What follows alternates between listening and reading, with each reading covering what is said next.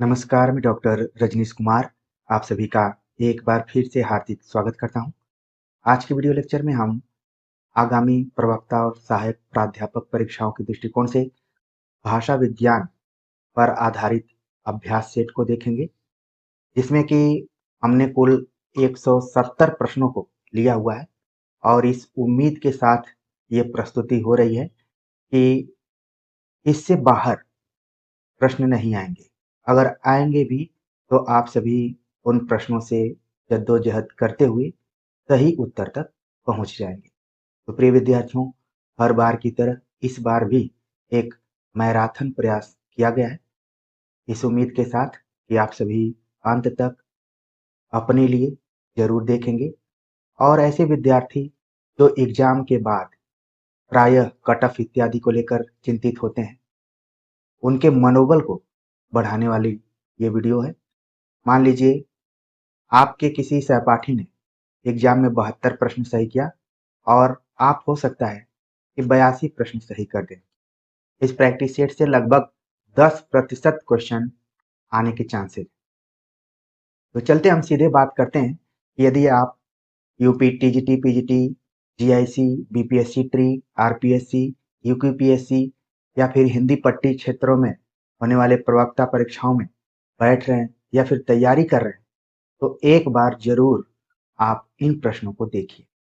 सबसे पहला प्रश्न यहाँ पर पूछा गया, सूची 1 का सूची 2 से सुमेलित कीजिए तथा सूचियों के नीचे दिए गए कूट से सही उत्तर का चयन कीजिए। यहाँ पर एक तरफ बोलियों का नाम है और दूसरी तरफ उपभाषाओं का नाम है, कौरवी, मालवी, बघेली, भोजपुरी। जब मैं इन बोलियों का नाम ले रहा हूं तो आपके दिमाग में जरूर ये चल रहा होगा कि किस बोली का संबंध किस उपभाषा से है। निश्चित तौर पर आपने इसको मिला लिया होगा। सही जवाब है ऑप्शन सी, यानी कि कौरवी का संबंध है। कौरवी का संबंध पश्चिमी हिंदी से, जिसको कि हम खड़ी बोली भी कहते हैं।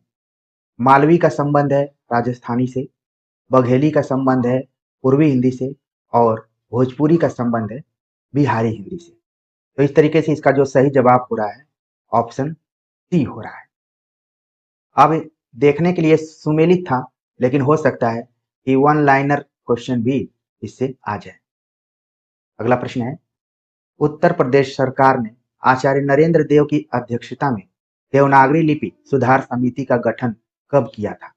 1948, 1951, 1947, 1949। तो आचार्य नरेंद्र देव की अध्यक्षता में देवनागरी लिपि सुधार समिति का गठन किया गया था और गठनकर्ता कौन था? उत्तर प्रदेश सरकार थी। सही जवाब हो गया। इसका सही जवाब हो रहा है ऑप्शन सी, सन 1947 ईस्वी में। सन 1935 में गठित नागरी लिपि सुधार समिति के संयोजक थे काका कालेलकर, श्याम सुंदर दास, आचार्य नरेंद्र देव, श्रीनिवास।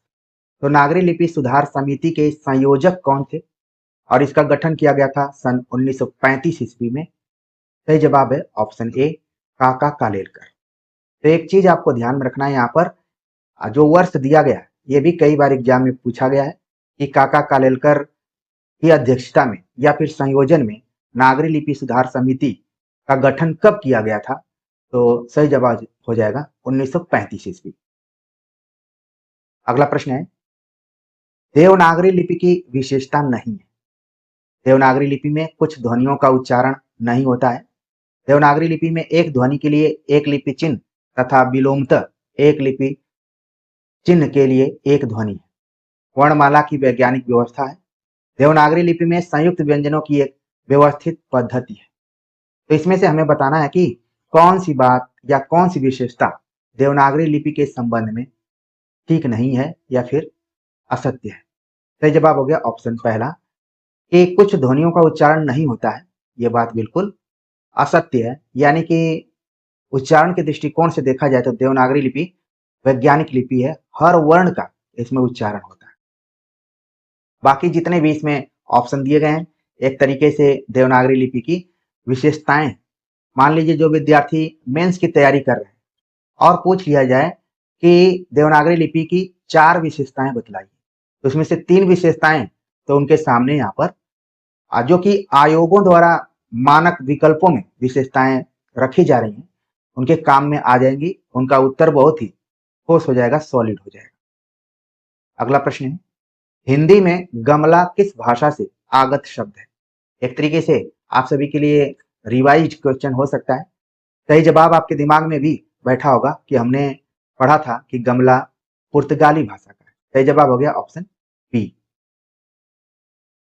अगला प्रश्न है कि देवनागरी लिपि में लिखी जाने वाली भाषा है पंजाबी, मणिपुरी, गुजराती, मराठी।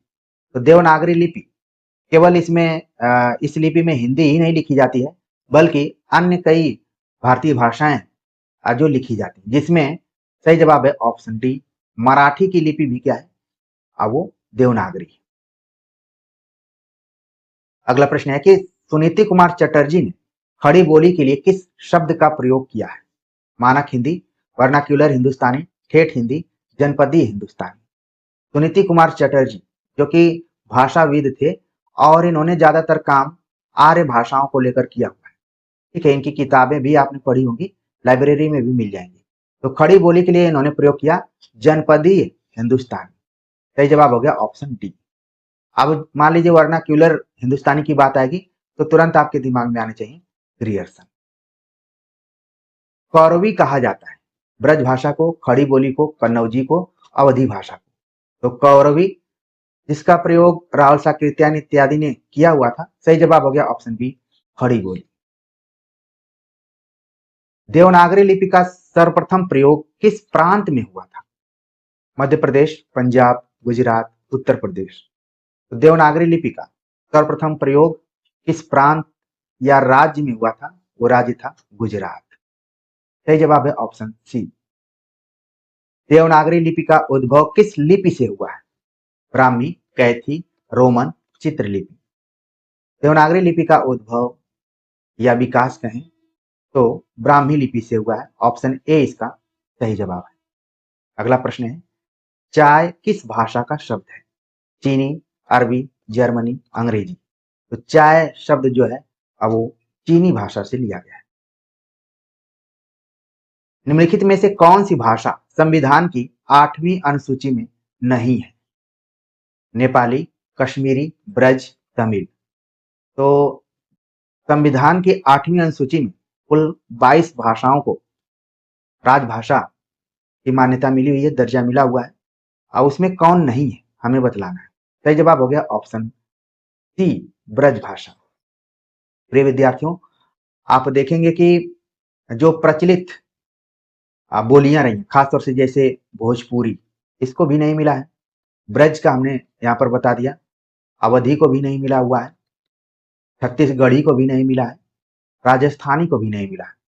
तो जिन बोलियों से हमारा हिंदी साहित्य निर्मित हुआ है, लगभग उसमें आप देखेंगे कि न के बराबर जिन बोलियों में ज्यादातर साहित्य हम पढ़ते हैं, चाहे वो अवधी हो, ब्रज हो, छत्तीसगढ़ी हो, राजस्थानी हो, किसी को भी 8वीं अनुसूची में नहीं रखा गया है। बाकी अगर प्रचलित आप बोलियों को देखें तो जैसे कि हिंदी, संस्कृत और उर्दू, ये तीनों को राजभाषा के रूप में रखा गया।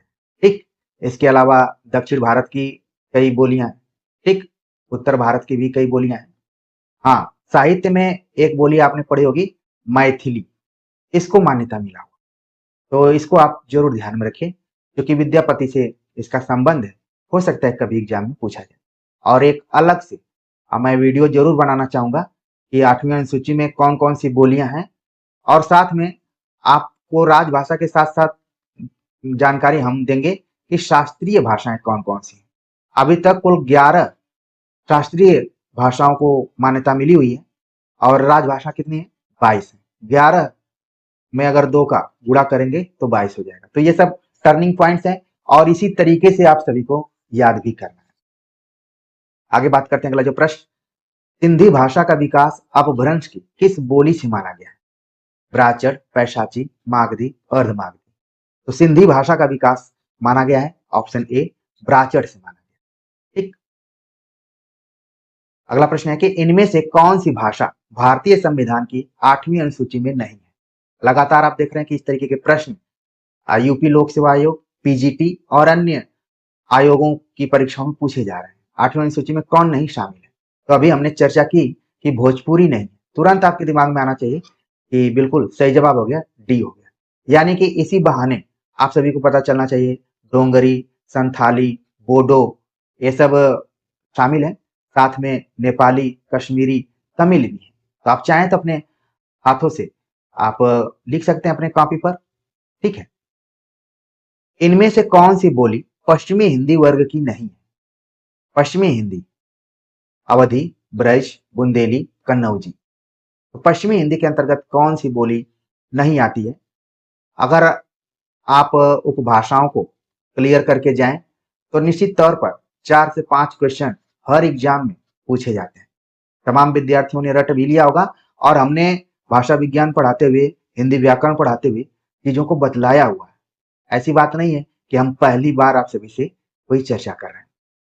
मैंने आपको समय दिया हुआ था कि आप सही उत्तर तक पहुंचे।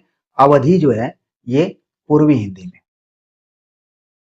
श्र ध्वनि का उच्चारण स्थान है मूर्धन्य, तालव्य, दंत्य, ओष्ठ। बचपन से हम पढ़ते आ रहे हैं कि 3 तरीके के स होते हैं, श्र, र और स। और कई बार तो इनके उच्चारण स्थान से ही उच्चरित करवाया जाता है। मुझे याद है कि जब हम प्राइमरी स्कूल में पढ़ा करते थे तो हमारे शिक्षक बोला करते थे कि तालव्य श, जिसको कि हम लोग बड़ा श भी कहते हैं, इसको बोला जाता था मूर्धन्य श, जिसको पेटफरवा स भी कहा जाता था, और दंत्य स। ठीक है, 3 तरीके के स। तो इस प्रश्न के बहाने आपका ये तीनों स का जो अंतर है वो क्लियर हो गया होगा। और परीक्षाओं में यही सब करना है, आपको क्लियरिटी करना है और स्मार्ट उत्तर देने हैं। प्रिय विद्यार्थियों, कई बार हमने देखा है कि एग्जाम के बाद विद्यार्थी घर आते हैं, आंसर की मिलाते हैं, साक्ष्य खोजते हैं और कोशिश करते हैं कि जो उनका आंसर सही है उसको सही कराया जाए और जो सही मायने में तार्किक रूप में सही है उस पर क्लेम किया जाए। कई बार हमने विद्यार्थियों को देखा कि जितना मेहनत वो परीक्षा के लिए नहीं करते हैं उससे ज्यादा मेहनत वो साक्ष्य जुटाने में करते हैं। तो क्यों नहीं आप एग्जाम से पहले ही इस तरीके से मेहनत करके जाएं कि आपको क्लेम जुटाने का अवसर ही न मिले, आप खुश रहें और अच्छी नींद लें। अगला प्रश्न है, भाषा और समाज के लेखक कौन है? रामविलास शर्मा, देवेंद्र नाथ शर्मा, धीरेन्द्र वर्मा, उदय नारायण तिवारी। सही जवाब हो गया ऑप्शन ए, रामविलास शर्मा। रामविलास शर्मा ने भाषा और समाज, आप जान रहे हैं कि हर समाज की कोई न कोई क्या होती है, भाषा होती है। जैसे हम सभी हिंदी पट्टी में, तो हमारी भाषा हिंदी हो रही है और फिर अलग अलग बोली क्षेत्र में भी है तो अलग अलग बोलियां भी हैं। अगर हम सभी का जन्म इंग्लैंड में होता, अमेरिका में होता, चीन में होता या फिर जापान में होता तो आज हम इस तरीके से प्रैक्टिस से आपके सामने नहीं करते, किसी अन्य चीज को लेकर आपके सामने हम उपस्थित होते। तो भाषा और समाज को लेकर रामविलास शर्मा ने विचार किया हुआ है। अगला प्रश्न है, भारोपी परिवार की भाषा नहीं है। अभी आप सभी ने देखा होगा कि यूपी हायर एजुकेशन में पूछा गया था कि हिंदी का संबंध किस परिवार से है, कुछ ऐसा ही प्रश्न आया था। तो भारोपीय इसका उत्तर था, लेकिन यहाँ पर देखिए उससे थोड़ा सा हार्ड क्वेश्चन पूछा गया कि भारोपी परिवार की भाषा नहीं है। यानी कि भारोपी परिवार में, भारोपी का मतलब ऐसी भाषा परिवार जो भारत और यूरोप दोनों को मिश्रित करके बनाया गया। तो कौन नहीं है? ऑप्शन दिया गया केल्टिक, जर्मनिक, इतालिक या फिर सेयोयन। सही जवाब है ऑप्शन डी, सेयोयन जो है ये भारोपी परिवार की नहीं है बल्कि एकिस्मो परिवार की है। ठीक, तो कई बार इस तरीके से फंसाने वाले भी सवाल परीक्षाओं में आ जाते हैं, लेकिन चूंकि आप विश्वास करके यहाँ पर प्रैक्टिस सेट कर रहे हैं और शांति से कर रहे हैं, किसी तरीके का हो हल्ला नहीं। कई विद्यार्थी कमेंट करते हैं कि सर जब आप शुरू में अपना इंट्रो देते हैं तो लगता है कि हम लोग रेडियो सुन रहे हैं। प्रिय विद्यार्थियों, रेडियो से मेरा बहुत गहरा नाता रहा है। कभी स्टोरी भी लिख कर बताऊंगा। बचपन में, आज जिस तरीके से विद्यार्थी मोबाइल की तरफ दौड़ते हैं, बचपन में अगर मेरी कोई दोस्त थी तो रेडियो थी। ठीक है, तो समय बदलता है, चीजें बदल जाती हैं। तो कई न्यूज एंकरों का हमारे ऊपर काफी प्रभाव रहा और मैं भी एंकर ही बनना चाहता था, रेडियो आकाशवाणी में काम करना चाहता था, लेकिन अब जो चीजें निर्धारित होती हैं उधर आना पड़ता है। फिर भी आप लोगों के बीच में काम करके काफी अच्छा भी लग रहा है। बातों ही बातों में आपने इस प्रश्न को पढ़ लिया होगा कि आधुनिक आर्य भाषाओं के वर्गीकरण के अनुसार पूर्वी समुदाय की भाषा नहीं है। ऑप्शन दिया गया उड़िया, मराठी, बिहारी, बंगला। तो ग्रियर्सन ने कई समुदायों में भाषा को बांटा हुआ है, खासतौर से आधुनिक आर्य भाषाओं को। तो उसमें पूर्वी में कौन नहीं है? सही जवाब हो गया ऑप्शन बी, मराठी। मराठी का संबंध किससे है? वो दक्षिणी समुदाय से संबंधित। ठीक, बाकी उड़िया, बिहारी, बांग्ला ये सब पूर्वी समुदाय की। एक मैप भी आप अपने दिमाग में रख सकते हैं, मैप के अनुसार भी देख सकते हैं। अगला जो प्रश्न है यहाँ पर, अगला प्रश्न है कि हिंदुस्तानी शब्द यूरोप के लोगों की देन है, यह कथन किसका है? गारसद तासी, शिव सिंह सेंगर, ग्रियर्सन, रामचंद्र शुक्ल। तो यह कथन किसका है? सही जवाब हो गया ऑप्शन सी, ग्रियर्सन। पश्चिमी हिंदी के अंतर्गत नहीं आती है। घुमा फिराकर सवाल बार बार आप उपभाषाओं से देख रहे हैं और आप विकल्पों को भी बहुत तेजी के साथ पढ़ रहे होंगे। सही जवाब है ऑप्शन डी, बघेली। जिसका संबंध किससे है? पूर्वी हिंदी से। तो एक चीज आप देखिए कि हमेशा जो कंट्राडिक्शन टाइप का सवाल पूछा जाता है, अब वो पूर्वी हिंदी और पश्चिमी हिंदी। तो क्यों नहीं आप पूर्वी हिंदी की बोलियों को एकदम से क्लियर कर लें और पश्चिमी हिंदी की बोलियों को क्लियर कर लें। हमने ABC लिखा तो केवल टाइम पास के लिए नहीं लिखा, बल्कि इसका मतलब अवधी, बघेली और छत्तीसगढ़ी। इन तीनों को याद रखेंगे तो पश्चिमी हिंदी आपका पूरा क्लियर होगा और बाकी जो कुछ बचा खुचा वो पश्चिमी हिंदी में आ जाएगा। अवधि का विकास किस अपभ्रंश से हुआ है? महाराष्ट्री, शौरसेनी, अर्धमागधी, मागधी। तो सबसे पहले आपको पता होना चाहिए कि पूर्वी हिंदी का विकास किस अपभ्रंश से हुआ है। ठीक है, तो सही जवाब हो जाएगा इसका अर्धमागधी। और पूर्वी हिंदी में जितनी भी बोलियां आती हैं सभी का उत्तर क्या होगा? यही अर्धमागधी। मान लीजिए यहीं पर बघेली पूछ लिया जाए या फिर यहीं पर छत्तीसगढ़ी पूछ लिया जाए तो भी इसका सही जवाब क्या होगा? ऑप्शन सी होगा। अगला प्रश्न है, इनमें से किसको संविधान की अष्टम अनुसूची यानी 8वीं अनुसूची में सम्मिलित नहीं किया गया है? डोगरी, मैथिली, ब्रज, असमिया। तो सही जवाब हो गया ऑप्शन सी। ब्रज की बात हमने की और उसके साथ अन्य जो पॉपुलर जिससे कि हमारा हिंदी साहित्य निर्मित है, उन बोलियों में ज्यादातर बोलियों को 8वीं सूची में नहीं रखा गया है। तो ये क्लू पॉइंट, इसको जरूर आप ध्यान में रखें। बाकी आगे के लिए जरूर ध्यान रखिए कि डोंगरी, मैथिली और असमिया। मैथिली जिसके बारे में विद्यापति लिखा करते थे, इसको 8वीं सूची में रखा गया है। ये भी आपने देखा होगा कि सन 2003 में एक संशोधन आया था, उसमें इसको रख लिया गया था। विकास की दृष्टि से प्राकृत की पूर्वकालीन अवस्था का नाम क्या है? अगर विकास के दृष्टिकोण से देखें तो प्राकृत के पहले की जो अवस्था है वो किस नाम से जानी जाती है? ऑप्शन दिया गया, पाली, संस्कृत, हिंदी, अवहट। तो सही जवाब है इसका ऑप्शन ए, पाली। ठीक है, आपने क्रम भी बनाया होगा, संस्कृत, पाली, ठीक है, प्राकृत, अपभ्रंश, फिर अवहट, तब इसके बाद उसी में पुरानी हिंदी, फिर आधुनिक आर्य भाषाएं जितनी। तो ये सब क्रम विद्यार्थी अक्सर अपने याद करने के लिए बनाते हैं। ठीक है, अगला प्रश्न है, भाषा निर्माण की इकाइयों का सही अनुक्रम क्या है? शब्द, ध्वनि, वाक्य, पद, इकाइयां दी गई हैं, लेकिन भाषा निर्माण की जो विकसित इकाइयों का क्रम है वो क्या हो सकता है? आप अन्य विकल्पों को जरूर काकचेष्टा वक्वध्यानम के दृष्टिकोण से पढ़ रहे होंगे। हमने समय दिया है, बिल्कुल सही जवाब तक पहुंच रहे हैं। ध्वनि, शब्द, पद, वाक्य। सबसे छोटी इकाई कौन सी है? वो ध्वनि है, सबसे छोटी इकाई, और सबसे बड़ी इकाई क्या है? वो वाक्य है। ठीक, तो इस तरीके से भी आप ध्यान में रखिए। हो सकता है कि जो हमने आप सभी को अलग से बताया कि भाषा की सबसे छोटी इकाई ध्वनि है और सबसे बड़ी इकाई वाक्य है, हो सकता है एग्जाम में पूछ लिया जाए। निम्नलिखित में से उच्चारण स्थान के आधार पर कंठ से लेकर मुख विवर में उच्चरित व्यंजन ध्वनियों का सही अनुक्रम क्या है? तो सही अनुक्रम यहाँ पर हमें बतलाना है। ठीक है, दिया गया है कंठ, तालव्य, वर्च, दंत्य, ओष्ठ। तो इन सभी का क्रम है कि पहले नंबर पे क वर्ग किस में आता है, च वर्ग किस में है, ठीक है, फिर ट वर्ग किस में है, फिर त वर्ग किस में है, फिर प वर्ग किस में है। अगर इन चीजों को आप जानेंगे तो आराम से इसका उत्तर बता देंगे। तो इसका जो सही जवाब है ऑप्शन ए है, कंठ, तालव्य, वर्च, दंत्य और ओष्ठ। देवनागरी लिपि का सही विकास क्रम क्या है? देवनागरी लिपि का जो विकास हुआ है उसके पहले और कौन कौन सी लिपियां थी? तो इसमें से केवल 3-4 का नाम दिया गया है। गुप्त लिपि, ब्राह्मी लिपि, देवनागरी लिपि, नागरी लिपि। ठीक है, ब्राह्मी लिपि, गुप्त लिपि, कुटिल लिपि, देवनागरी लिपि। सही जवाब है ऑप्शन सी, ब्राह्मी लिपि, गुप्त लिपि, कुटिल लिपि, देवनागरी लिपि।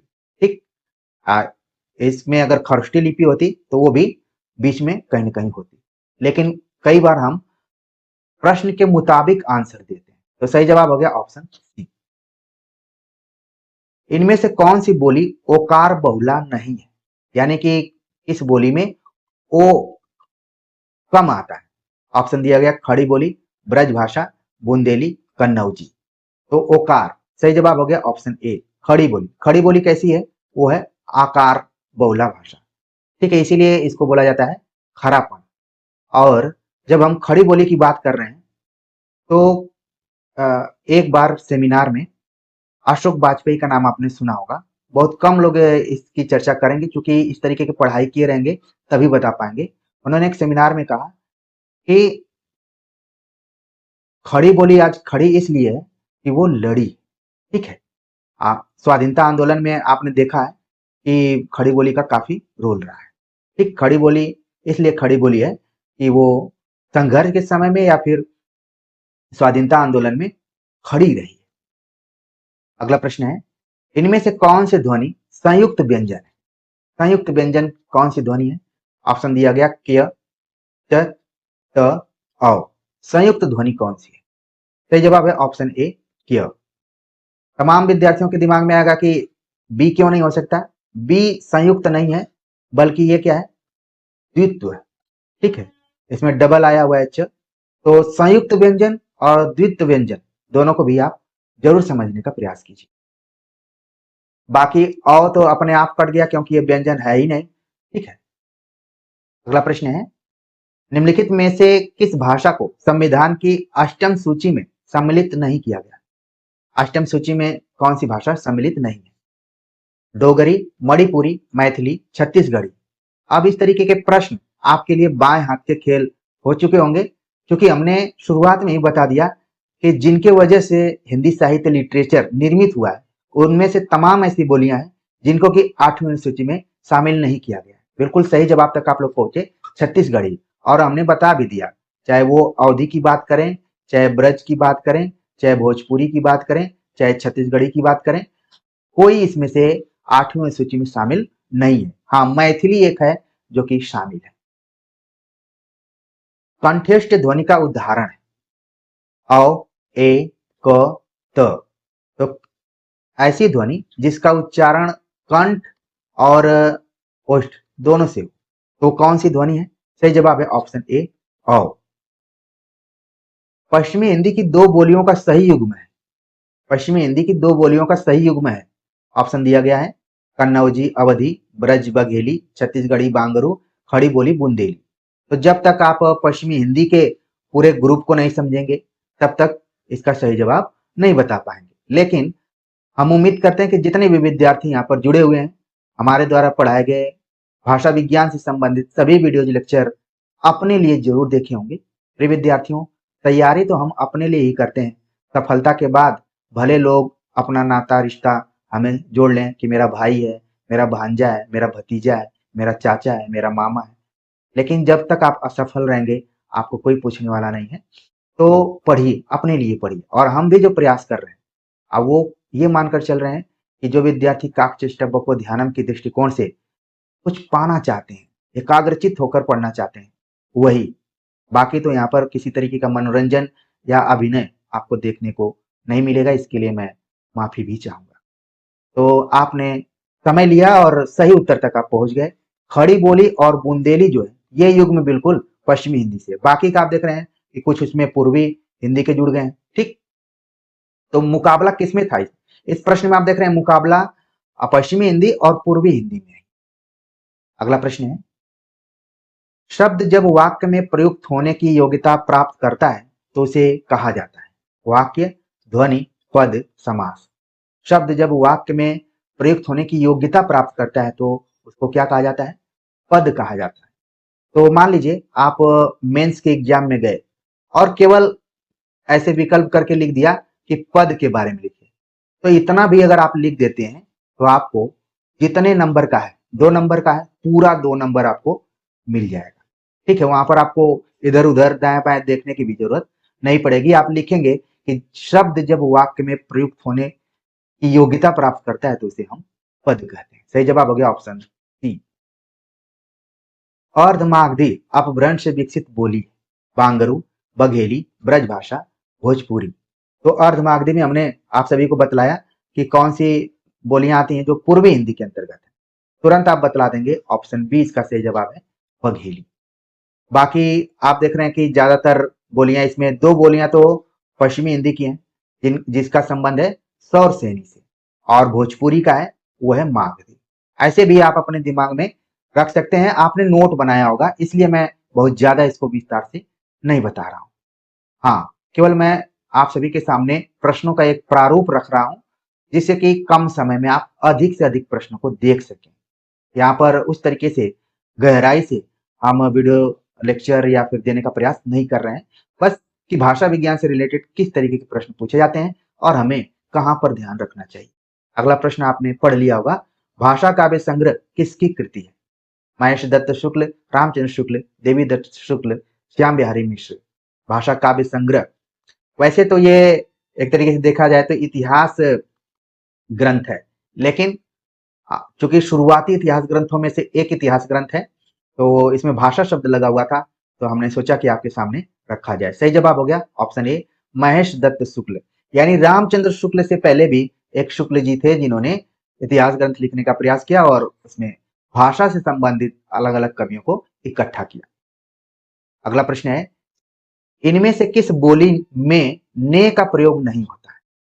किस बोली में ने का प्रयोग नहीं होता है हमें बतलाना है। प्रिय विद्यार्थियों, अगर आप रटने की कोशिश करेंगे तो इसको रटेंगे बार बार कि किस बोली में ने का प्रयोग नहीं किया जाता है। अगर आप थोड़ा सा समझने का प्रयास करेंगे तो यहाँ पर आपको ध्यान में रखना है कि ने का प्रयोग किसमें होता है? कर्ता कारक में होता है। सवाल चेंज हो सकता है, यहाँ पर परिवर्तित हो सकता है कि इनमें से किस बोली में कर्ता कारक का प्रयोग नहीं होता है, तो भी उसका उत्तर वही होगा जो अभी इस ने के आधार पर उत्तर है। ऑप्शन दिया गया कौरवी, अवधी, हरियाणवी, मालवी। तो ने का प्रयोग किसमें नहीं होता है? सही जवाब है ऑप्शन बी अवधि में। यानी कि कर्ता कारक का प्रयोग किसमें नहीं होता है? अवधि में। जब वाक्य के मध्य में कोई शब्द या पद छूट जाता है, जब उसे पूरा करने के लिए उस स्थान पर कौन सा विराम चिन्ह लगाकर उसके ऊपर लिखा जाता है? यानी कि कुछ आप लिख रहे हैं तब तक छूट गया, ऐसे कर करके आपने कई बार लिखा होगा, तो उसको हम क्या कहते हैं? अपूर्ण सूचक विराम चिन्ह, अर्ध विराम चिन्ह, अल्प विराम चिन्ह, हंसपद विराम चिन्ह। तो सही जवाब हो गया ऑप्शन डी हो गया। ठीक है, जब कोई चीज छूट जाती है और फिर हम चिन्ह लगा के उसके ऊपर लिखते हैं तो वो हंसपद विराम चिन्ह कहलाता है। पवारी इनमें से किस बोली से संबंधित है? ब्रज, खड़ी बोली, बुंदेली, अवधि। यानी आप देख रहे हैं कि हमने पहले उपभाषाओं के बारे में आप सभी को बतलाया, उपभाषा, फिर उसके अंतर्गत बोलियां, फिर बोलियों के अंतर्गत जो अन्य बोलियां हैं उसके बारे में पूछा जा रहा है। सही जवाब है ऑप्शन ए ब्रज भाषा।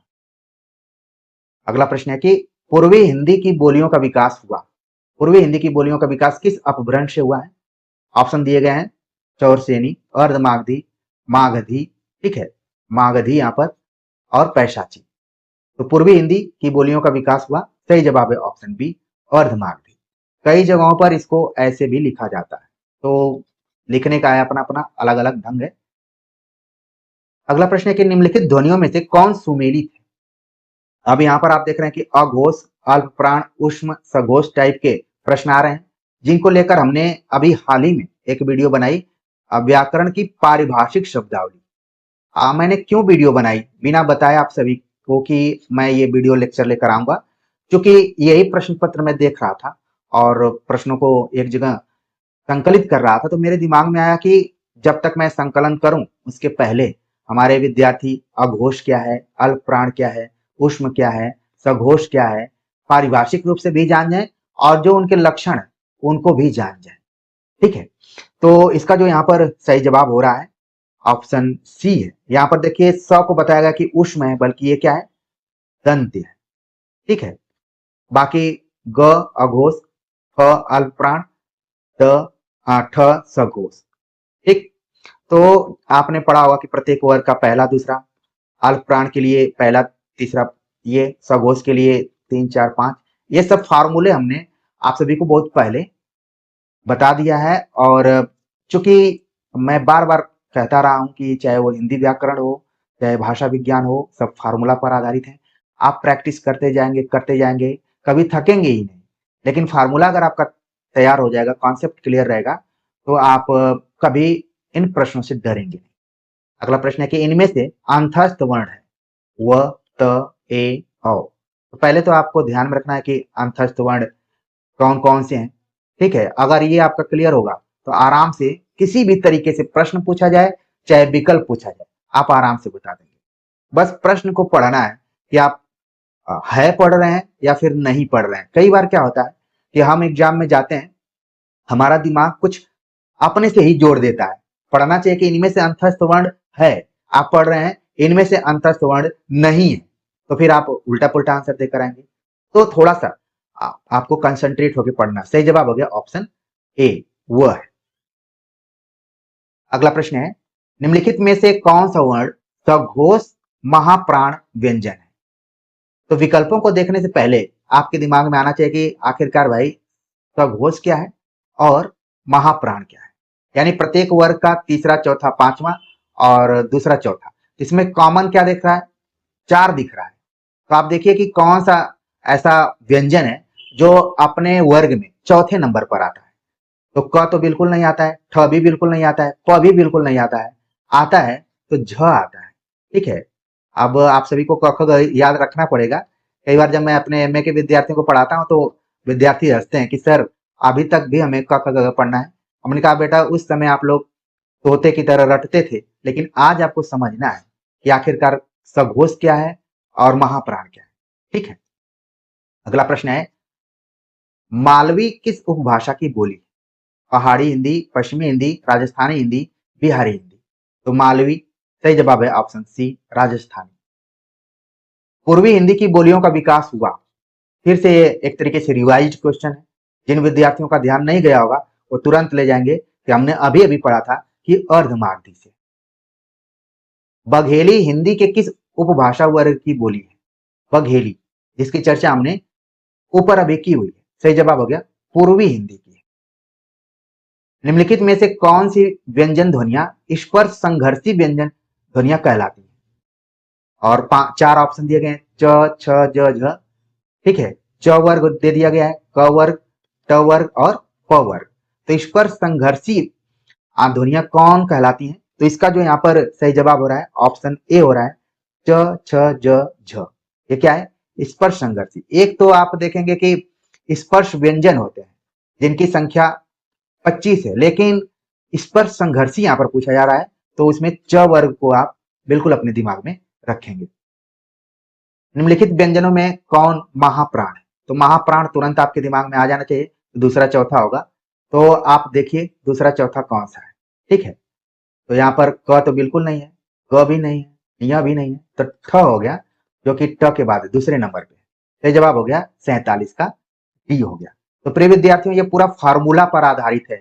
दुनिया का कोई भी शिक्षक आपको कितना भी प्रैक्टिस करवा दे, अगर आपका फार्मूला क्लियर नहीं होगा, कॉन्सेप्ट क्लियर नहीं होगा, तो बार बार आपके मन में राम के संशय की तरह रहेगा, आप हमेशा परेशान रहेंगे। तो थोड़ा सा शांतचित्त होकर आप मेरे साथ भी पढ़ लीजिए, आपको आनंद आएगा।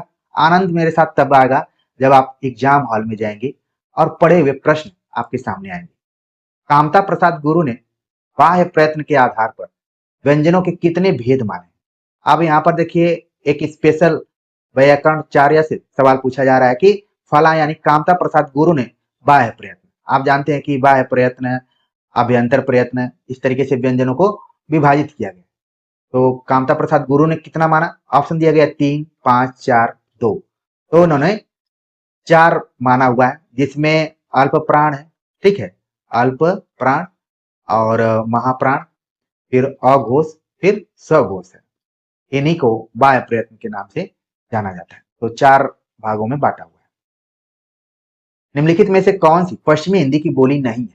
पश्चिमी हिंदी की बोली नहीं है। अब आपके दिमाग में पूरा बैठ गया होगा कि पश्चिमी हिंदी में कौन कौन है और पूर्वी हिंदी में कौन। सही जवाब है ऑप्शन डी, डोंगरी जो है वो पश्चिमी हिंदी में नहीं है। बाकी ब्रज, बांगरू जिसको कि हम हरियाणवी भी कहते हैं, ठीक है, और कन्नौजी, ये तीनों पश्चिमी हिंदी के अंतर्गत हैं। बाकी डोंगरी आप देखेंगे कि अलग ही उपभाषा के अंतर्गत है, ठीक है, इसका अपना अलग ही है। अगला प्रश्न है, खड़ी बोली का पहला प्रयोग किसके द्वारा किया गया।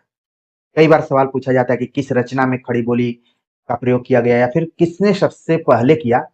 तो ऑप्शन दिया गया बलदेव उपाध्याय, लल्लू लाल, जॉन गिलक्रिस्ट, सुनीति कुमार चटर्जी। सही जवाब है ऑप्शन बी, लल्लू लाल ने इसका प्रयोग सबसे पहले किया हुआ था और बहुत ही अलग ढंग से इसका प्रयोग किया उन्होंने। इसको एक तरीके से उर्दू से अलग मानते हुए किया हुआ है। शुरुआती आप पढ़ेंगे हिंदी गद्य का विकास कैसे हुआ, तो वहां पर इस चीज का पता आपको चल जाएगा। अगला जो प्रश्न है, उच्चारण की दृष्टि से वह ध्वनि है दंत्य, दंत्योष्ठ, कंठ तालव्य, तालव्य। अब वह पहले तो आपको ध्यान में रखना चाहिए कि ये क्या है, अंतस्थ में वह ध्वनि आएगी, लेकिन अगर उच्चारण की दृष्टिकोण से देखें तो ये किस प्रकार की है। सही जवाब हो गया ऑप्शन बी, दंत्योष्ठ। और आप अगर नहीं भी जानते हैं तो एग्जाम हॉल में एक दो बार उच्चारण कीजिए, ठीक है, उच्चारण कीजिए तो खुद आपको पता चल जाएगा कि दांत और ओठ दोनों के योग से वह का उच्चारण हम कर पा रहे हैं। निम्नलिखित में से कृदंत अव्यय का एक प्रकार नहीं है, कृदंत अव्यय का एक प्रकार नहीं है। ऑप्शन दिया गया पूर्वकालिक, भूतकालिक, तात्कालिक, पूर्ण क्रिया द्योतक। तो कृदंत अव्यय के अंतर्गत कौन शामिल नहीं है। सही जवाब है ऑप्शन बी, भूतकालिक कृदंत जो है वो कृदंत अव्यय का प्रकार नहीं है। बाकी जितने भी ऑप्शन में दिए गए हैं सभी को आप अपने दिमाग में रख सकते हैं। हमने यूपी, टीजीटी, पीजीटी की परीक्षाओं में देखा है कि आजकल अंकों से सवाल पूछे जा रहे हैं कि फला अंक को हम किस सही यानी हिंदी निदेशालय, केंद्रीय हिंदी निदेशालय के अनुसार मानक उच्चारण क्या है। यहाँ पर 66 अंक पूछा गया जिसको कि अंग्रेजी में मैं बोल रहा हूँ। हम लोग बचपन में इसको 66 ही पढ़ते थे, ठीक है, लेकिन केंद्रीय हिंदी निदेशालय के अनुसार इसको बोला जाता है 66। जैसे मुझे छत्तीसगढ़ का अनुभव रहा है तो वहां पर 43 को 43 बोलते थे, 43, ठीक है, और 62 को 62। छत्तीसगढ़ के विद्यार्थी मौजूद होंगे तो इस चीज को फील कर रहे होंगे, ठीक है, तो ये दोनों मुझे याद है। और यहाँ पर देखिए 66 बोला जा रहा है 66 को, तो ये मानक उच्चारण निर्धारित कर दिया गया है केंद्रीय हिंदी निदेशालय द्वारा। अब मान लीजिए आगे कभी एग्जाम में जाए, पूछा जाए कि कौन सी ऐसी संस्था है जो मानक उच्चारण को निर्धारित करती है, तो है केंद्रीय हिंदी निदेशालय, जिसकी स्थापना 1960 के आसपास में हुई थी। अगला जो प्रश्न है कि हिंदी की अग्र, अवृत्ताकार, समृद्ध स्वर ध्वनि है।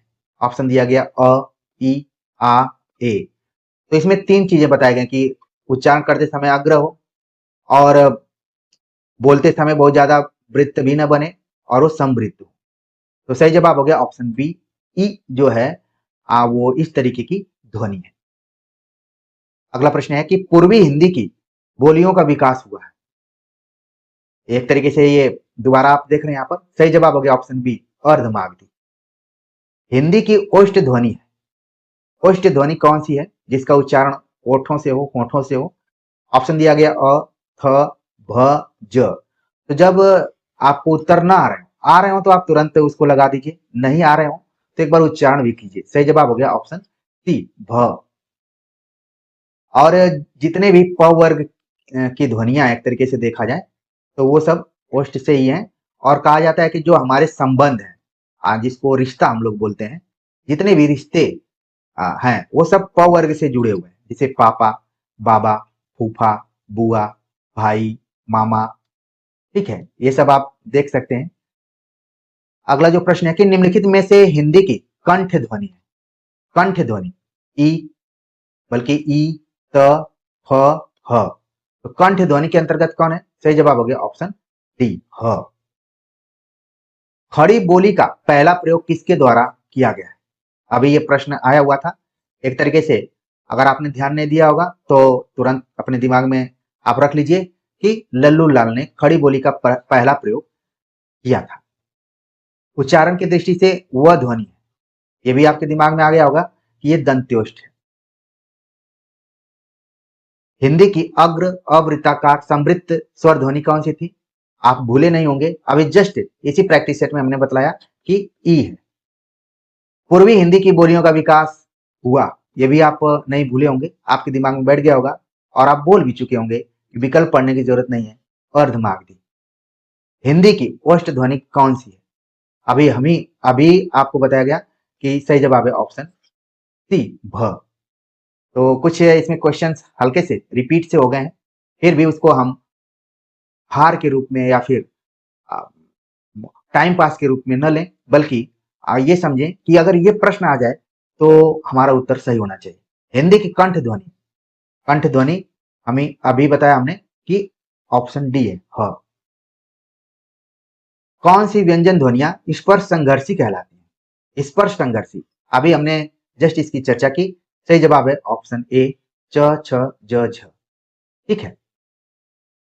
निम्नलिखित में से कौन महाप्राण? तुरंत आपके दिमाग में आ गया होगा महाप्राण कौन सा है? 2 और 4 यानी 24 जो है, तो आप इसमें गिनेंगे।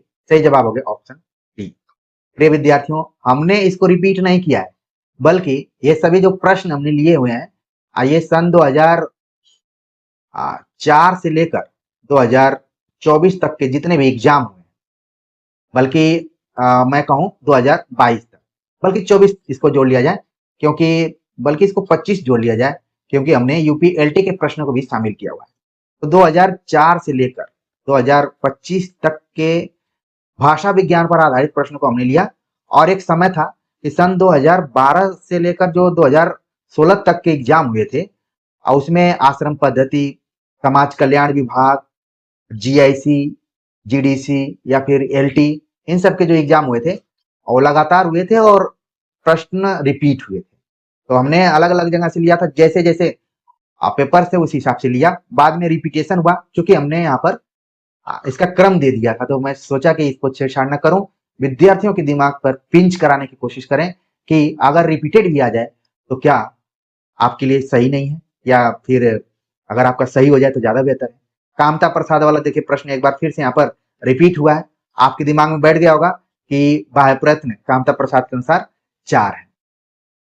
पश्चिमी हिंदी की बोली नहीं है, ठीक है, पश्चिमी हिंदी की बोली नहीं है यहाँ पर, तो आप ऑप्शन पढ़ते हुए ऑप्शन डी इसका सही जवाब बता देंगे कि डोगरी है। ओष्ठ ध्वनि नहीं है, देखिए फिर से क्वेश्चन ओष्ठ ध्वनि पर है, लेकिन यहाँ पर थोड़ा सा यहाँ पर चेंजिंग है, बदलाव है कि किसमें नहीं है, च प भ म। तो किसमें नहीं है यहाँ पर हमें बतलाना है। सही जवाब हो गया ऑप्शन ए। इस बार नहीं के कारण इसका उत्तर क्या हो गया, चेंज हो गया। च जो है वो ओष्ठ नहीं है, बाकी जितने भी यहाँ पर वर्ण दिए गए सभी ओष्ठ के अंतर्गत है। मात्रा स्वर को क्या कहते हैं? वर्ण, समरूप या ग्रेफिम, रूप, शब्द। मात्रा स्वर को हम बोलते हैं समरूप। और कई बार देखने में आया है कि किसी विकल्प में अगर ब्रैकेट इत्यादि का प्रयोग किया गया है तो 90% उत्तर वही होता है। तो एक चीज आप ये भी ध्यान रखिए, क्योंकि एग्जाम देने के बाद जब हम आते हैं तो आंसर की को लेकर बहुत बेचैन रहते हैं और कोशिश ये करते हैं कि काश एक और मेरा सही हो जाए ताकि हम एग्जाम में बने रहें। अगला प्रश्न है कि भाषा विज्ञान की दृष्टि में प्रयत्न लाघव का अर्थ क्या है? शीघ्र बोलना, कम समय में अधिक बोलना, बोलने की मितव्यता, उच्चारण की सुविधा। प्रयत्न लाघव का मतलब क्या है? उच्चारण की सुविधा के अनुसार जब हम कोई बोलते हैं तो उसको हम प्रयत्न लाघव बोलते हैं। वाराणसी का बनारस रूप में विकास उदाहरण किसका है? व्यंजन विपर्य का, व्यंजनागम का, व्यंजन लोप का, स्वर व्यंजनागम का। तो वाराणसी का अगर बनारस हो जा रहा है तो क्या हो गया? व्यंजन विपर्य हो गया। सही जवाब हो गया ऑप्शन ए। सिंधी भाषा का विकास अपभ्रंश की किस शाखा से हुआ है? तो यहाँ पर देखिए इस बार थोड़ा सा क्वेश्चन अलग है, अपभ्रंश से तो जुड़ा है लेकिन सिंधी भाषा का। ऑप्शन दिया गया पैशाची, टौरसेनी, ब्राचर, मागधी। तो इसका जो यहाँ पर सही जवाब है ऑप्शन सी, ब्राचर है। आधुनिक भारतीय आर्य भाषाओं के उदय के पूर्व आर्य भाषा का कौन सा रूप विद्यमान था? यानी कि आधुनिक भारतीय आर्य भाषाओं का जन्म हुआ उसके पहले ये जो पूर्व आर्य भाषा थी उसको किस रूप में जाना जाता था? ऑप्शन दिया गया संस्कृत, पाली, प्राकृत, अपभ्रंश। तो आधुनिक आर्य भाषाओं के उदय के पूर्व आर्य भाषा का रूप क्या था? सही जवाब हो गया ऑप्शन डी, अपभ्रंश।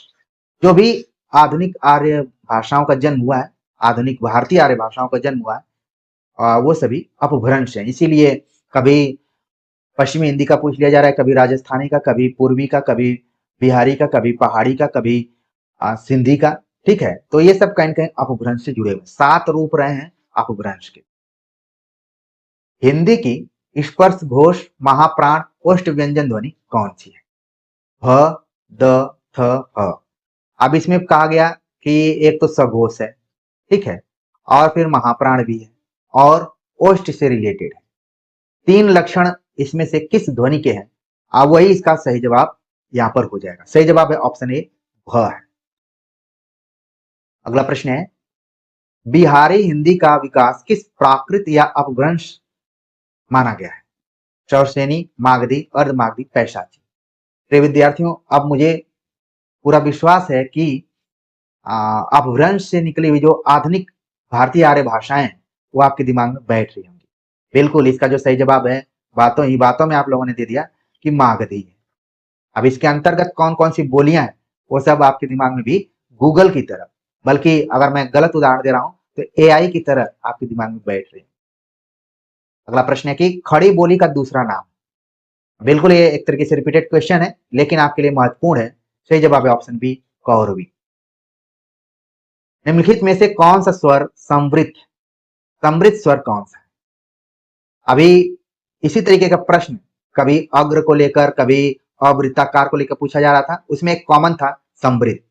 आपके दिमाग में विकल्प भी आ गया होगा। सही जवाब हो गया यहाँ पर ऑप्शन जो दिए गए कि आ है, औ है, ई, ए, ऐ है, तो यहाँ पर समृद्ध कौन सा है? सही जवाब हो गया ऑप्शन सी, ई हो गया। हिंदी की मूर्धन्य ध्वनियां, मूर्धन्य ध्वनियां यहाँ पर हमें बतलाना है।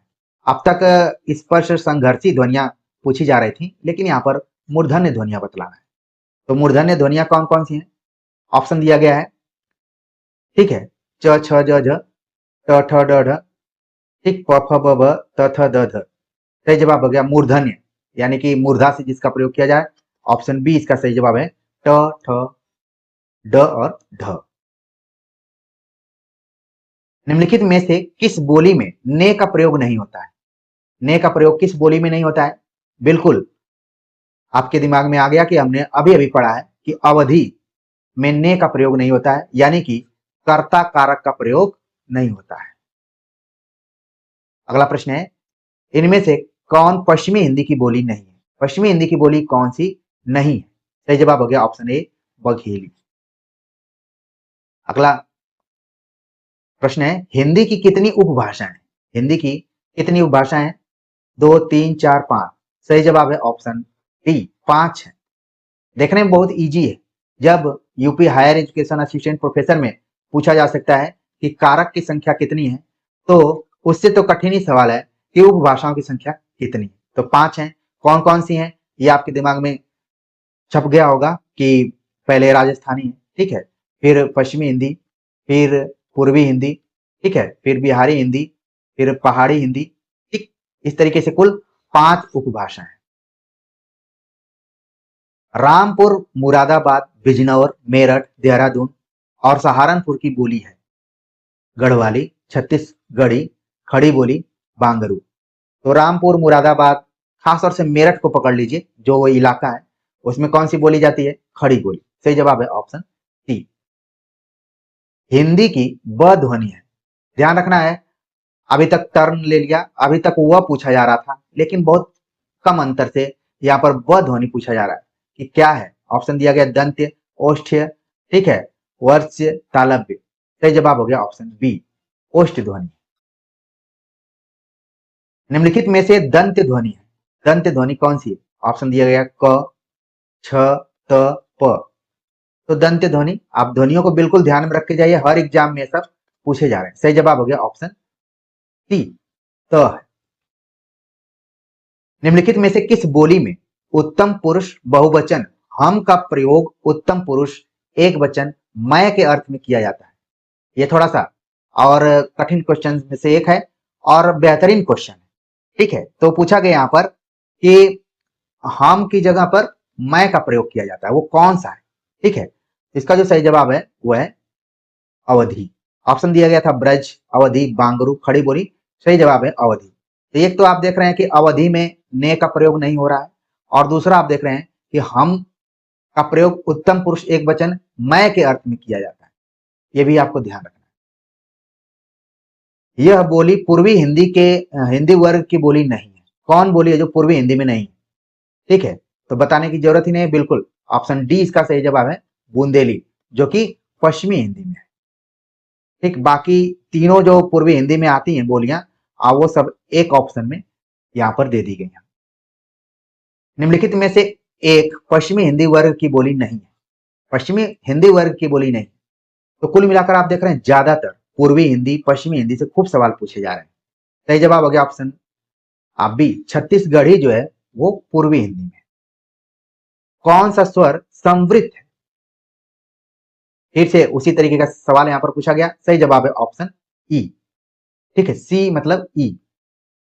दंत्योष्ठ, कौन सी ध्वनि दंत्योष्ठ है?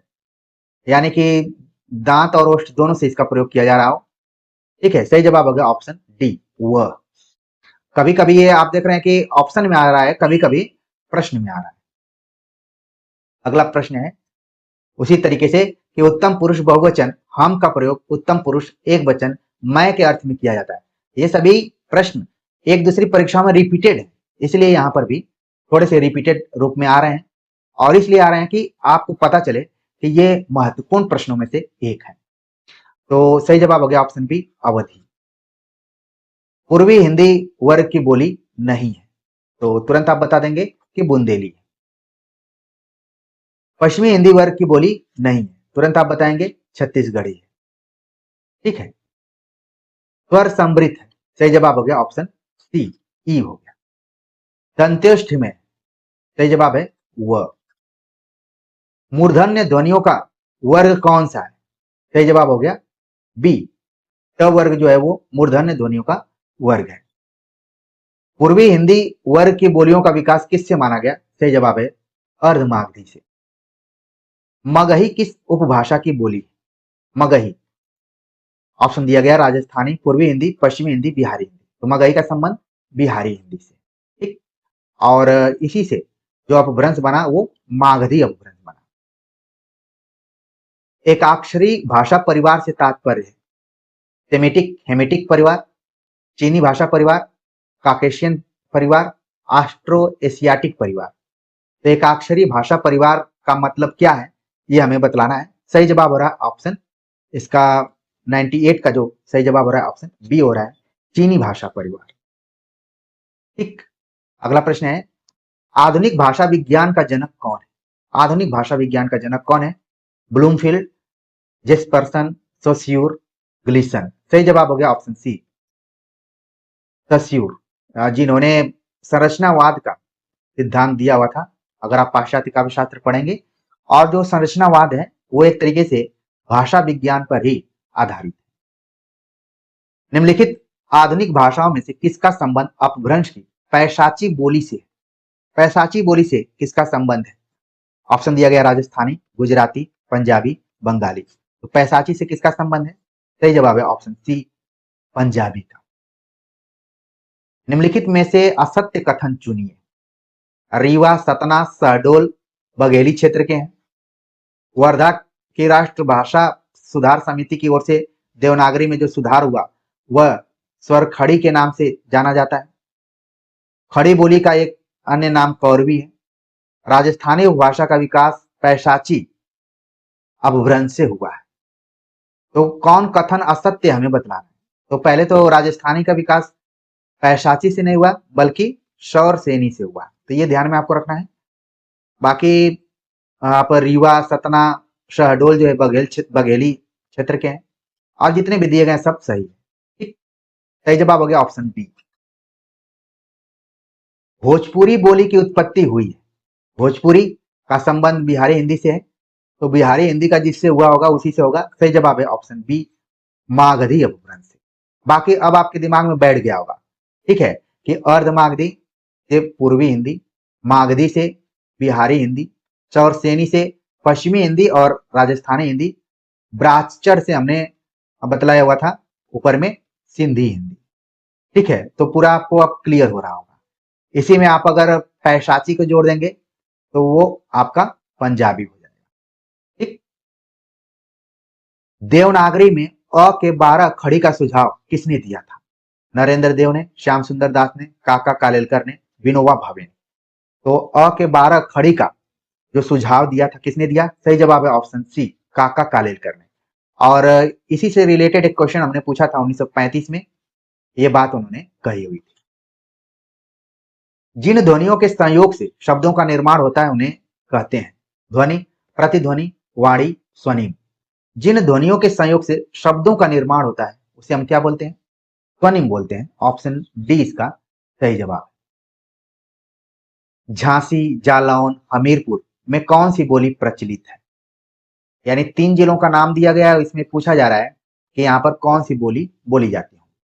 तो ऑप्शन दिया गया बुंदेली, कन्नौजी, ब्रजभाषा, मालवी। तो इसका जो सही जवाब है ऑप्शन ए। अगर आपको नहीं भी पता हो तो जो रानी लक्ष्मीबाई पर आधारित कविता है सुभद्रा कुमारी चौहान की, उसको भी आप याद करके बता सकते हैं। कौन सी भाषा देवनागरी लिपि में लिखी जाती है? सही जवाब हो गया यहाँ पर ऑप्शन सी, मराठी। क व्यंजन के विषय में कौन सा कथन सही है? क व्यंजन को लेकर यहाँ पर है कि अल्पप्राण, अघोष, स्पर्शी, कंठ ध्वनि। तो क व्यंजन को लेकर यहाँ पर बात कही गई है। तो पहले तो आपके दिमाग में आना चाहिए कि अल्पप्राण का मतलब 1 3 5, अघोष का मतलब 1 2, ठीक है, और कंठ ध्वनि से। तो सही जवाब हो गया ऑप्शन ए, अल्पप्राण है, अघोष है, स्पर्शी है और कंठ ध्वनि। अगला प्रश्न है, अड़ ढ ध्वनियों के विषय में कौन सा कथन शुद्ध है यानी कि सत्य है? ये तालव्य ध्वनियां है, ये मूर्धन्य क्षिप्त ध्वनियां है, इनका प्रयोग शब्द के आरंभ, मध्य, अंत में हमेशा किया जाता है, दोनों महाप्राण। इसको लेकर कौन सी बात यहाँ पर सही है? सही जवाब है ऑप्शन बी, ये मूर्धन्य है और उपक्षिप्त ध्वनियां हैं। इसको लेकर जो हमने पारिभाषिक व्याकरण की पारिभाषिक वीडियो बनाई हुई है, आप उनको जरूर देखिए, आपको काफी लाभ मिलेगा, चाहे मेंस के दृष्टिकोण से देखें चाहे प्री के दृष्टिकोण से देखें। उच्चारण की दृष्टि से श, श, स व्यंजन किस प्रकार के हैं? ठीक है, ये सब व्यंजन किस प्रकार के हैं? बहुत ही अच्छा ये प्रश्न है। तो इसका जो यहाँ पर सही जवाब हो रहा है, सही जवाब है ऑप्शन सी, उष्म है, उष्म व्यंजन है। और इन्हीं का एक भाई है अंतस्थ, ये भी खूब पूछा जाता है, दोनों को आप बिल्कुल ध्यान में रखिए। ठीक, अब मान लीजिए जल्दीबाजी में इसका उत्तर आप देंगे, खाली इतना दूर पढ़ेंगे तो हो सकता है इसका उत्तर अलग हो जाए।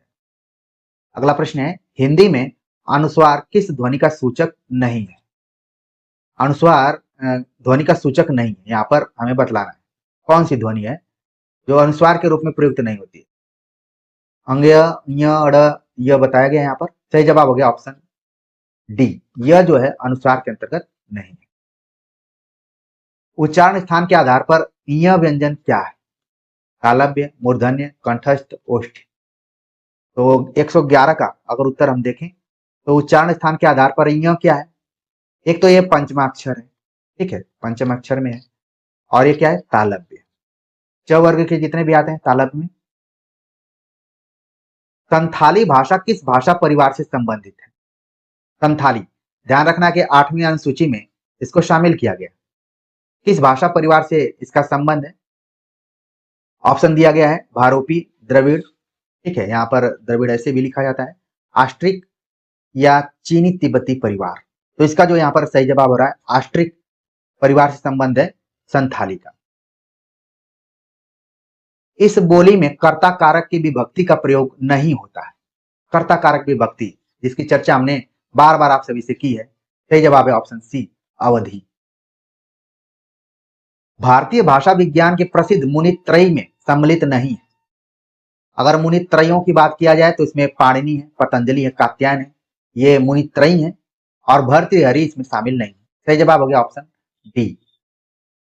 इनमें से कौन सी बोली पश्चिमी हिंदी वर्ग की बोली नहीं है? पश्चिमी हिंदी वर्ग की बोली नहीं है, सही जवाब है ऑप्शन ए, अवधि जो है पूर्वी हिंदी की। अब तो आप सभी को बिल्कुल याद हो गया होगा। जिस भाषा में अरबी, फारसी, तुर्की शब्दों का अधिक प्रयोग होता है वो कौन सी भाषा है? हिंदुस्तानी, भोजपुरी, अवधी, मैथिली। सही जवाब है ऑप्शन ए हिंदुस्तानी, जिसमें अरबी, फारसी, तुर्की आदि शब्दों का प्रयोग किया जाता है। विकास की दृष्टि से प्राकृत की पूर्वकालीन अवस्था कौन सी है? प्राकृत की पूर्वकालीन अवस्था कौन सी है? पाली, डिंगल, अपभ्रंश, अवहट। सही जवाब है ऑप्शन ए पाली। इनमें से अपभ्रंश भाषा का काल कौन सा है? अपभ्रंश भाषा का काल कौन सा है यहाँ पर बताया गया है। 1000 ईसा पूर्व से 500 ईस्वी तक, 1500 ईसा पूर्व से 500 ईसा पूर्व तक, 500 ईसा पूर्व से 100 ईस्वी तक, 500 ईस्वी से 1000 ईस्वी तक। अपभ्रंश का यहाँ पर कहा गया। ऐसा कहा जाता है कि 6ठी से लेकर 12वीं शताब्दी तक का इसका समय रहा है। ठीक है, तो यहाँ पर इसका जो सही जवाब हो रहा है ऑप्शन डी इसका सही जवाब। आधुनिक आर्य भाषाओं के वर्गीकरण के अनुसार पूर्वी समुदाय की भाषा नहीं है। अभी यहाँ पर इसी तरीके का सवाल एक बार पूछा गया था और सही जवाब है इसका ऑप्शन बी मराठी, जो कि दक्षिणी समुदाय से जुड़ी हुई है। हिंदी के अंतर्गत मुख्यतः कितनी बोलियां हैं? जब आपसे हम सभी चर्चा कर रहे हैं तो 17 और 18 बोलियों को लेकर कई किताबों में अलग अलग तथ्य दिए गए हैं, लेकिन हमें उन तथ्यों पर नहीं जाना है, हमें विकल्प में जाना है कि कितना दिया हुआ है। सही जवाब है ऑप्शन ए 17। कुछ विद्यार्थियों के दिमाग में आ रहा हो कि 18 है, तो ये क्वेश्चन विवादित टाइप का होगा। आप सभी इसको क्लेम भी कर सकते हैं, क्योंकि मूल रूप से 17 है, लेकिन अगर दक्कनी को हम मिला देते हैं तो इसकी संख्या 18 हो जाती है। निम्नलिखित सूचियों को सुमेलित कीजिए। च, व, द, क दिए गए हैं और इनके उच्चारण स्थान भी हैं। ओष्ठ्य, तालव्य, कोमल तालव्य, दंत्य। तो इसे हमें मिलाना है, तो इसको जब हम मिलाएंगे तो इसका जो सही जवाब होगा यहाँ पर ऑप्शन ए होगा कि च का क्या हो जाएगा, च का तालव्य हो जाएगा, और वह का हम कितनी बार आपको बता दिए कि ओष्ठ हो गया। द का यहाँ पर हो जाएगा दंत्य, और क का हो जाएगा कोमल तालव्य। यहाँ पर देखिए अगर कंठ होता तो ज्यादा बेहतर होता। सही जवाब हो गया आपका यहाँ पर ऑप्शन ए। अगला प्रश्न है कि ई स्वर के उच्चारण में जीभ का कौन सा भाग आवश्यक है? तो इस तरीके का प्रश्न आया हुआ था ई को लेकर। सही जवाब है अग्र। निम्नलिखित बोलियों के को क्षेत्र के अनुसार सुमेलित कीजिए। अवधी, ब्रज, भोजपुरी, मैथिली। क्षेत्र कहाँ कहाँ? मथुरा, बनारस, मुंगेर, इलाहाबाद। ठीक, तो हमें मिलान करना है यहाँ पर। तो ब्रज का तो हो गया मथुरा, ठीक है, इलाहाबाद का हो गया अवधि, और मुंगेर का हो गया मैथिली, और भोजपुरी हो गया बनारस का। हालांकि बनारस में एक बोली जाती है जिसको हम बोलते हैं काशिका। अगर वहां के ओरिजिनल लोगों से आप पूछेंगे तो अलग है, उसमें भोजपुरी और अवधी दोनों का मिक्स है, लेकिन प्रश्न है तो इसको हमें देखना भी है। सही जवाब हो गया ऑप्शन डी। अगला प्रश्न है, खड़ी बोली के जन्म का समय माना जाता है 1000 ईस्वी के आसपास, 500 ईस्वी के 800, 500 ईसा पूर्व के आसपास। तो खड़ी बोली का जब हम जन्म मानते हैं तो 1000 ईस्वी के आसपास इसको मानते हैं। सही जवाब हो गया ऑप्शन ए। पाली किस धर्म की भाषा है? तो पाली का संबंध आप जानते हैं कि बौद्ध धर्म से है। ठीक, इसी तरीके से प्राकृत का कभी पूछा जा सकता है, तो आप जैन धर्म से इसको जरूर जोड़िए। इनमें से कौन व्यंजन अल्प प्राण है?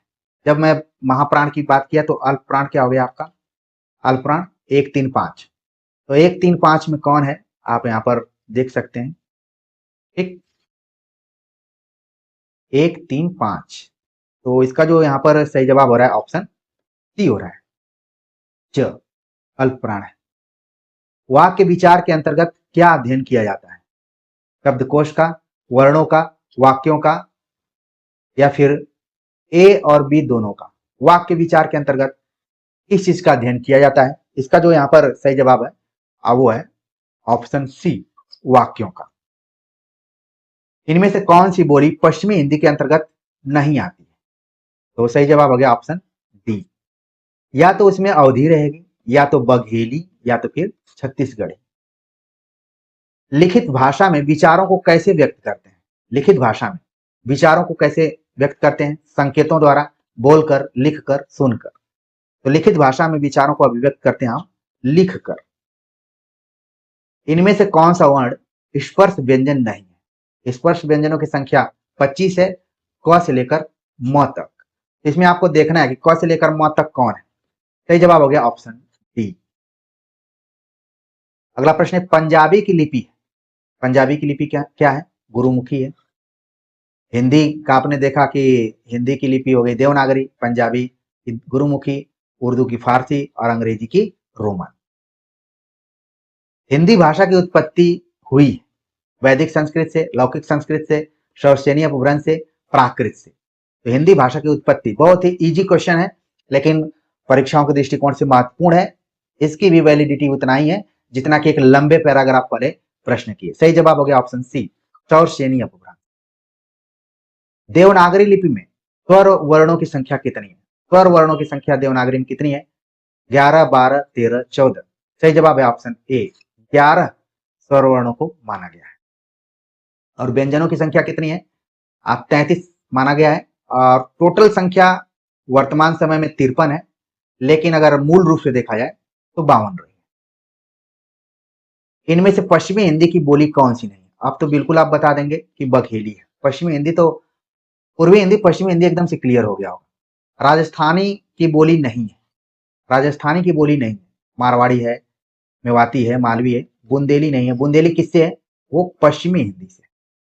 इसी को तो प्रैक्टिस कहा जाता है, इसी को अभ्यास कहा जाता है। किसी सीमित क्षेत्र में बोली जाने वाली स्थानीय भाषा को क्या कहते हैं? राष्ट्रीय भाषा, राजभाषा, बोली, उपभाषा। सही जवाब है ऑप्शन सी, बोली कहा जाता है। पूर्वी हिंदी का विकास इनमें से किस अपभ्रंश से हुआ है? पूर्वी हिंदी के विकास को लेकर हम लगातार आपसे विषय बात कर रहे हैं। सही जवाब है ऑप्शन बी, अर्धमागधी।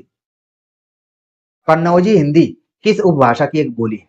कन्नौजी किस उपभाषा की एक बोली है? सही जवाब है ऑप्शन बी, पश्चिमी हिंदी। इनमें से कौन सी ध्वनि अंतस्थ नहीं है? अंतस्थों को हमने बतला दिया आपको कि यह व र ल है, तो आप खोजिए इसमें कौन नहीं है। सही जवाब है ऑप्शन बी। इस तरीके के प्रश्नों को केवल रंगने में ही गलतियां होती हैं, लेकिन अगर धैर्य रखकर करें तो कोई गलती नहीं होगी। द ध्वनि का उच्चारण स्थान के आधार पर होता है, तालव्य, दंत्य, कंठ्य, ओष्ठ्य। तो द का क्या है यहाँ पर? सही जवाब हो गया ऑप्शन बी, दंत के हिसाब से। ठीक। A history of Hindi literature के लेखक कौन है? फ्रैंक ई के, मैकमूलर, ग्रियर्सन, रामचंद्र शुक्ल। तो a history of Hindi literature के लेखक कौन है? ये बहुत ही इंपॉर्टेंट क्वेश्चन है, कई बार परीक्षाओं में पूछा जा चुका है। सही जवाब है ऑप्शन ए, फ्रैंक ई के। अगला प्रश्न है ओ औ किस प्रकार के वर्ण है? तालव्य है, मूर्धन्य है, दंतेष्ठ है, कंठोष्ठ है। ओ औ दोनों को एक साथ पूछा गया कि किस प्रकार के वर्ण है, यहाँ पर हमें बतलाना है। सही जवाब है ऑप्शन डी, कंठ्योष्ठ। कौरवी किस बोली को कहते हैं? सही जवाब है ऑप्शन बी, खड़ी बोली। किस विद्वान ने देवनागरी लिपि के स्थान पर रोमन लिपि स्वीकार करने का सुझाव दिया था? गांधी जी ने, कालेलकर, सुनीति कुमार चटर्जी या फिर विनोबा भावे। तो देवनागरी लिपि की जगह रोमन लिपि की बात किया था सुनीति कुमार चटर्जी ने। सही जवाब है ऑप्शन सी, उकार बहुला बोली मानी जाती है। उकार बहुला बोली कौन सी है? यानी कि जिसमें हमेशा छोटा उ या फिर उकार ज्यादा प्रयुक्त हो। ऑप्शन दिया गया अवधी, भोजपुरी, बघेली, छत्तीसगढ़ी। सही जवाब है ऑप्शन डी, छत्तीसगढ़ी। अगला प्रश्न है पाली भाषा की समय सीमा मानी जाती है। पाली की समय सीमा क्या है यहाँ पर? 1000 ईसा पूर्व से 500 ईस्वी तक, 500 ईसा पूर्व से प्रथम शताब्दी ईस्वी तक, 1000 ईसा पूर्व से 500 ईसा पूर्व तक, प्रथम शताब्दी ईस्वी से 500 ईस्वी तक। तो संस्कृत, पाली, प्राकृत, अपभ्रंश सबका समय आप परीक्षा के पूर्व जरूर अपने दिमाग में रखें। खासतौर से ये सब जो मध्यकालीन आर्य भाषाएं हैं उनको जरूर ध्यान में रखिए आप। ठीक है, तो इसका जो यहाँ पर सही जवाब हो रहा है ऑप्शन बी, 500 ईसा पूर्व से 1 शताब्दी ईस्वी तक। कौन विशेषता देवनागरी में नहीं है? इसमें जैसा उच्चारण होता है वैसा ही लिखा जाता है।